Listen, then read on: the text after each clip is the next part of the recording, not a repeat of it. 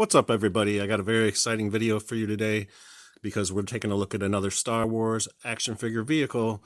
And these are always the most exciting videos to do just because one of the cool things about collecting at this scale, the 3 3/4 inch scale, is that there's a lot of amazing vehicles that can be done at that scale because the figures are so small.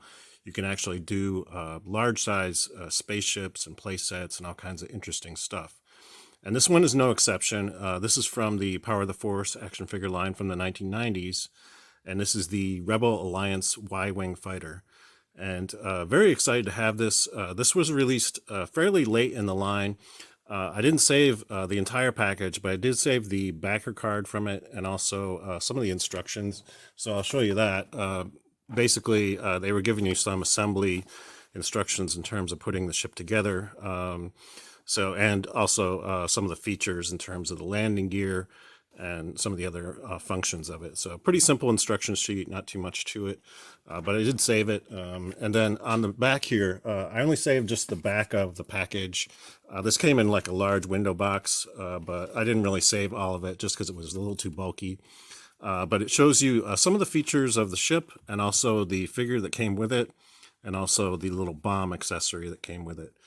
They also previewed the Tatooine skiff with Luke Skywalker from Return of the Jedi, which I also have in my collection. So that'll get featured in a video at some point somewhere down the line as well. And you can see the date on this, 1999. So by the time that this was released, Power of the Force action figure line was sort of in its later stages. And also Episode 1 action figures were out on the shelves at this point. You can see the style of the packaging has a sort of burst in the background, and that style of imagery is actually mirrored in the Episode 1 action figures as well. It's all done in red, but it's that similar kind of burst behind the Star Wars logo. So anyway, I just wanted to show you what the back of the packaging looks like on this. But the real highlight of this is obviously the vehicle, and I want to show you the action figure first. So this is pretty much just a sort of generic Rebel pilot. Sort of, I guess, estimating what the various pilots look like who were piloting the Y-Wing craft in the original film. If you recall, in the movie, the Y-Wings, the Gold Squadron, were the first ones to actually make the trench run against the first Death Star. So they failed, and eventually the X-Wings had to come in and sort of make their attempt as well, with eventually Luke Skywalker succeeding in delivering the death blow to the Death Star. So this pilot, I don't think he represents any particular character, sort of just generic looking.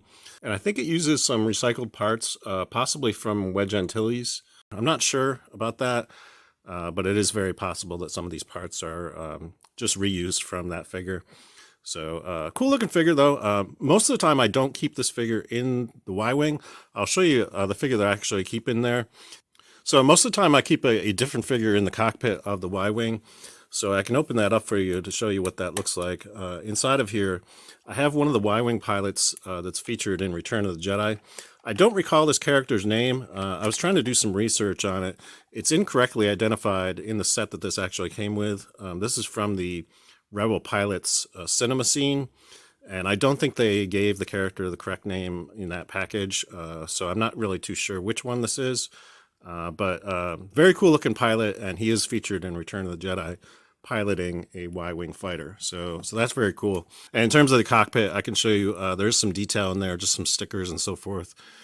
Give you some idea of what's going on there. Quite a roomy cockpit too. A lot of action figures will actually fit in there just fine.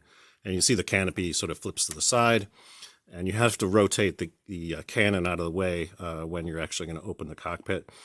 This cannon actually rotates and also has the up and down function, so that's very cool. The top of the R2 unit also rotates, so that's kind of a cool feature. And there's a couple other features on this. There's actually a bomb on the bottom of this, so to activate that, you just press this little button here, and it actually drops out. So that's kind of cool. And there's also the landing gear, which is excellent because a lot of times on action figure vehicles, they don't feature landing gear, but this one does. This one is pretty much mirrored after the original Kenner version of the Y-Wing fighter. So, and the landing gear actually functions pretty well on this one.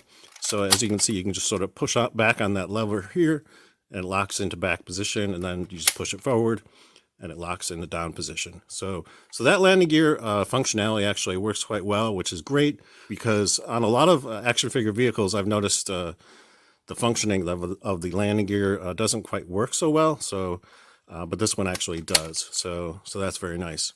And in terms of the detail, they did a lot of weathering on this by comparison to the original vintage Kenner version. And I think it looks fantastic. And I believe there is a battery compartment too. This has no electronics in it, but you can see the hatch on the bottom of this. I believe on the original Kenner version, there was a battery compartment in this. So that element is still there.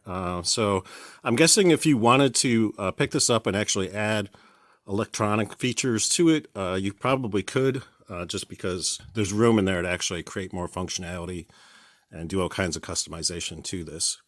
But I think it looks fantastic. Very happy to have this in my collection, and not too much else to say about it. I just think it looks amazing, and it is quite bulky and takes up a lot of room, but it was definitely worth picking up back in the day. I think it cost around $40, around that price range, and getting it now is probably going to cost you a lot more than that. So trying to get these vehicles on the secondary market can be a huge investment, but they're just not releasing them anymore. So you kind of have to do what you have to do in order to pick these up and add to your collection. That's all I have for you today. If you enjoyed this video, please give it a thumbs up. And if you'd like to see more reviews of action figure vehicles in the future, think about subscribing to the channel because I will be covering a lot more of this kind of stuff in the future. Until next time, I hope you're having a great day, and may the Force be with you. Thanks for watching.